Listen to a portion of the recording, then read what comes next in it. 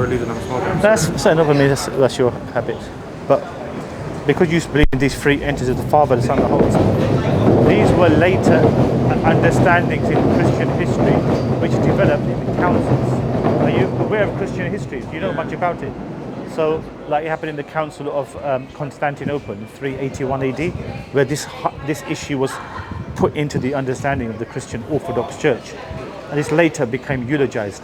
But if you examine the New Testament, it's very clear that Jesus himself claims that God is one and there's no partner or associate to God. I do think we hold the sort of really, I mean, yeah, I guess it's interesting actually. I never sort of delved too deep into it. We do have a sort of a clear understanding that, you know, the only God himself is the God above us, but we also have I think it's just a sort of this. You see, it's like another fundamental thing we have at the this same is time. exactly, but I mean, is that like, you know, it's him as a spirit, it's him as a father, and I understand. Who came down Yeah, but as I've explained, these were later understandings which developed as a result of the Hellenistic world Jesus lived in. He lived in a world which was influenced much by Hellenism. Hellenism was for the Jews who lived outside of Palestine. They had to adapt certain understandings of the Old Testament, and they watered it down. So what happened, for example, in Exodus 7:1, Moses is referred to as an Elohim, like God to Pharaoh. Moses is. So what happened in John 1:1? They made Jesus the same understanding, one who is an exalted being. But this understanding was later, this 3-in-1, was a later addition. None of the early church fathers, they believed in this either.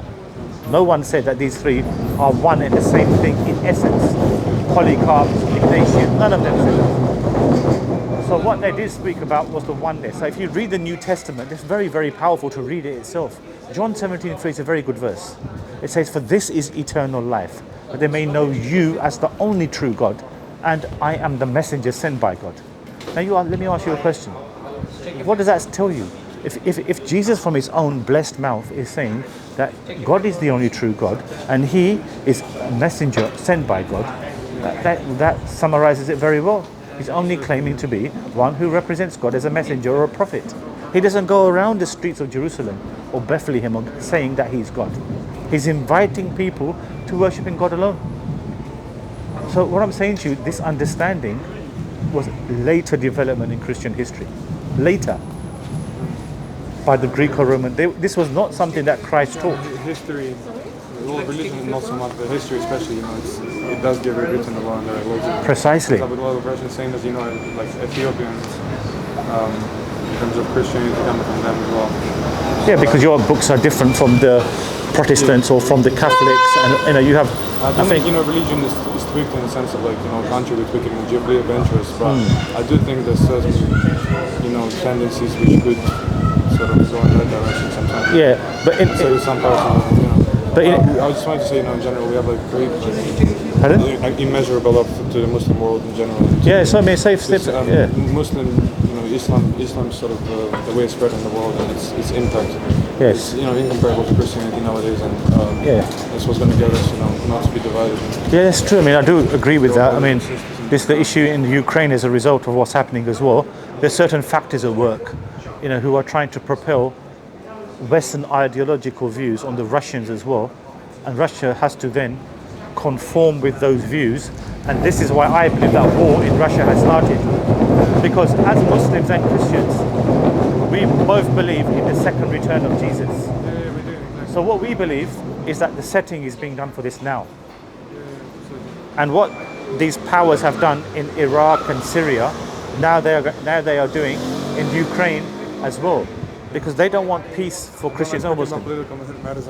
Yeah, you're right. You're dead right. But I can say you can just exactly. So what we need to do. Yeah, you're right. Absolutely, I agree with you what you're saying. No, you're absolutely right, because this system in place is propelling us towards. This is what I would say to people listening to the camera as well. As when we have common dialogue with Christians, we speak about those fundamental issues which divide us, such as the Trinity or whatever. But we have to remember that, you know, there is a close amalgamation between Muslims and Christians who are both anticipating the second return of Jesus. I think, I'm sorry for interrupting. Yeah, it's fine. The fact that we wouldn't have demoralization and such happening in terms of, you know, even haram stuff, like, you know, sodomy, pornography. Precise. Fabulously put. currencies. Superbly put. So these are the entities which are power simultaneously. We don't have them fundamentally, and every single decision maker within the system, whether it's political or whether it's his career, Yeah. is led within the moral frames of, when religion is a fundamental thing. I mean, It's led, in that sense, that's what. yeah, I mean, Putin has spoken, very favourably about the Islamic, concept within his understanding, and he's been very much praising of Islam. And he holds on to these fundamental values that we share, the family structure, not so much inclined towards some things which are contrary to what God has revealed, which is tantamount, which the system is now taking place, you see. And this is the prelude to the coming of Jesus.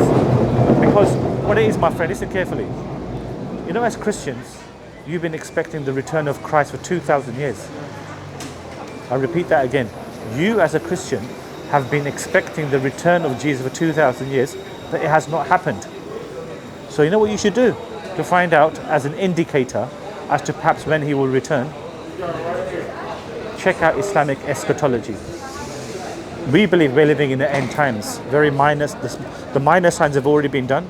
The major signs are now fast approaching. So the system in place will be as such, you see. It will become universal ungodliness. So what God has decreed, it's not going to go down that path. The powers that be are going to propel every anti-God element. Where God has given authority to man, they are going to give authority to women. Where God has desisted from sexual immorality, the Bible teaches itself in the Old Testament. It's an abomination for one man to lay with another.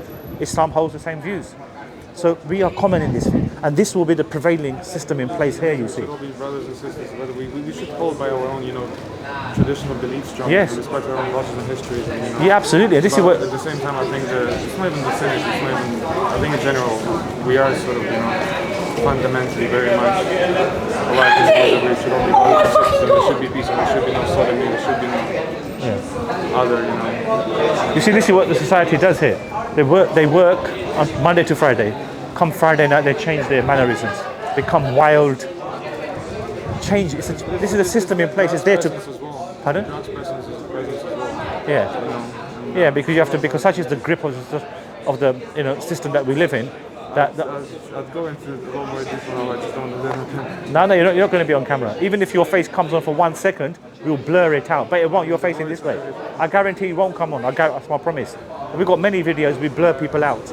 Okay, so don't worry. Relax. Where I come from, you have to be careful. Yeah, I know. I understand. You're coming from. I understand fully. Yeah, but what we're saying essentially, we're inviting people to Islam because we believe we have the very best concept of God. When you invite Trinity and other things, it muddies the water. When you look at Jesus' express statements in the Bible when he invites to worshiping God alone, how can then he be God? It's the Western devil stuff. You understand It's this a really one? old playbook.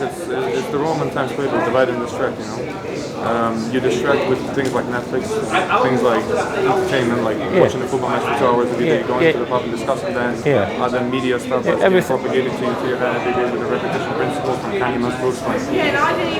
And after that, you're just trapped basically, and they raise basic standards, all this.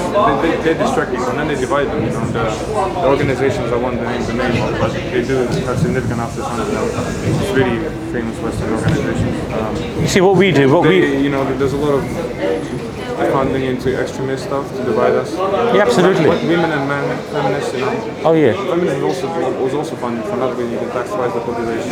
Yeah, feminism. There's no doubt about it. You can indoctrinate the children earlier. Because the strength of feminism is that it's crushed the father.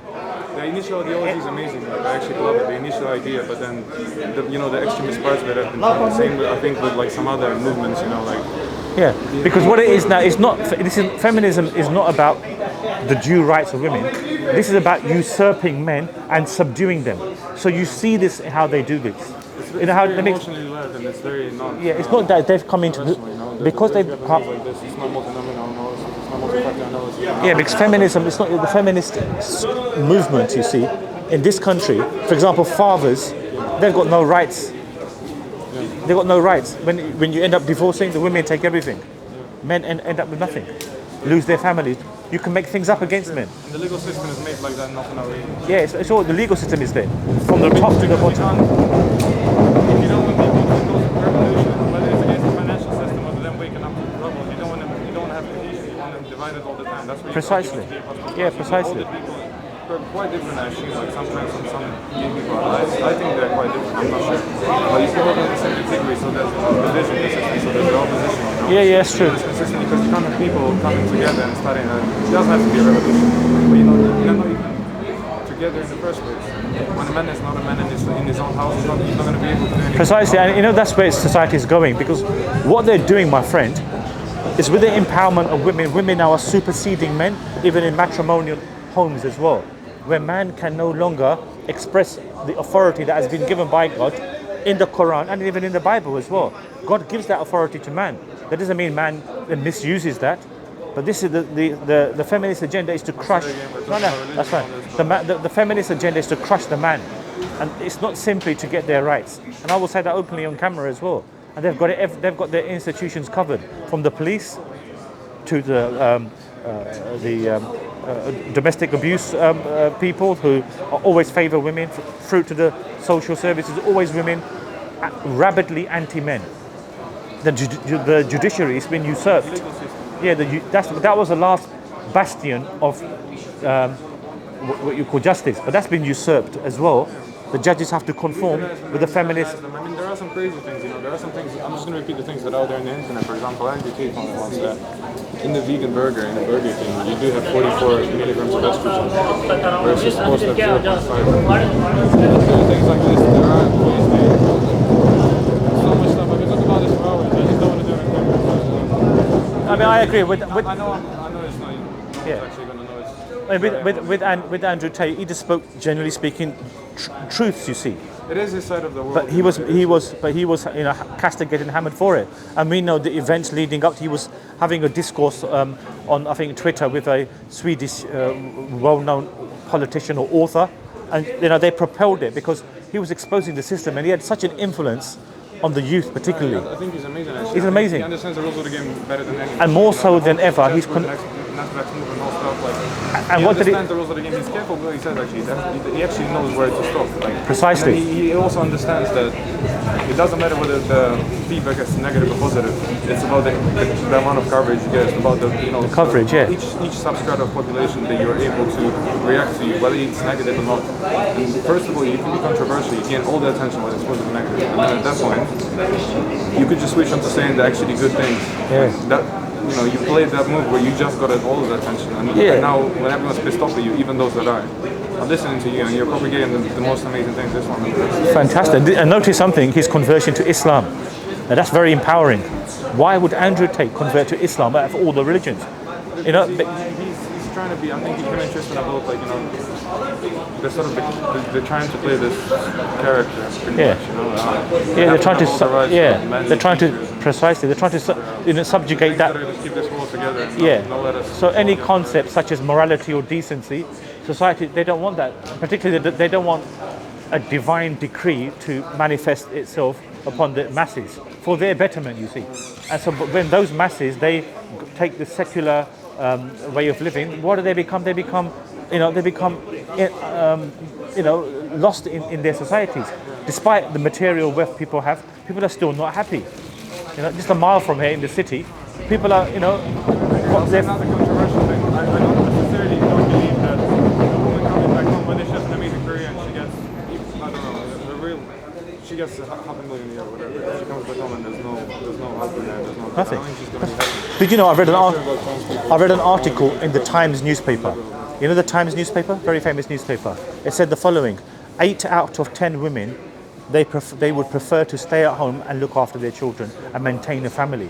But because the system in place has compelled them to tax the other half, so that they can become divided. Look at, today, there's a 65% chance that a divorce happens if you're married within 3 years. That's a statistic. It's crazy, I used to think about it the other day. If I look at, for example, sort of my ancestors and stuff, there was a generation. Yeah. So my grandma, even in the UK, you get the 80, 90-year-olds holding hands together in the park. Then you were in the generation, for instance, in our case, in the post-USSR countries, where it's a sort of a contract. So say the love goes away, you know, now Yeah. there's a lot of choices, social media, it's just that you would still keep the family together. If someone cheats, you would keep the family together for the kids. Nowadays, it's just everyone's divorcing each other, it's just switching, and Yeah. there are loads of reasons for this. There are always a One is reason. social media, it's an illusion of choice, you know. When a girl literally has sort of 10 DMs right there, and you can see the profile and everything, it's literally pick and choose, you know, and it's a lot easier to move on to the next thing. Yeah. If you know you haven't got much to sacrifice. Precisely. all the options. But when we don't know our gender roles, then this is how society disintegrates. So it's no coincidence that more women who are going out to work. I mean, it's not for no reason. The civilization or the evolutionary stuff, it's not for no reason. You know, if the real stuff goes down, it's a really another argument a lot. Everyone would refer to the traditional role straight away. If you have military stuff going on in your country, you're not going to have no family. I'm sorry. Can I offer you a free copy of the Quran in English, free of charge? Sorry, what is it? It's a copy of the Quran in English. Sure, brother. Yeah?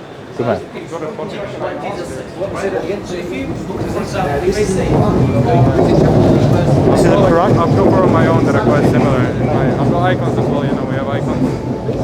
I've got like 15 in my room and like 4 of these. Different prayers, different. Yeah. Good man, good man. Have a read because, like I said, what we're inviting, listen, even we got some stuff about Jesus here. This is very interesting. I think you should read up about it, read on this. Have a look through there. Thank you so much. Okay, delighted speaking to you. There's a massive pleasure making Okay, you take care of yourself. Take care. All the best.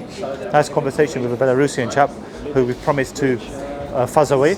He shares a lot in common. So this is where I believe that the Christian Muslim unity is there to that extent that we have those common factors. Those differences which are there, you know, we will remain firm forever of the oneness of God. And that is where we have to stick firm and worship our Creator and let them join us in this. And this will happen. This is all promised. So inshallah, Allah guide him and God guide us all. Assalamu alaikum.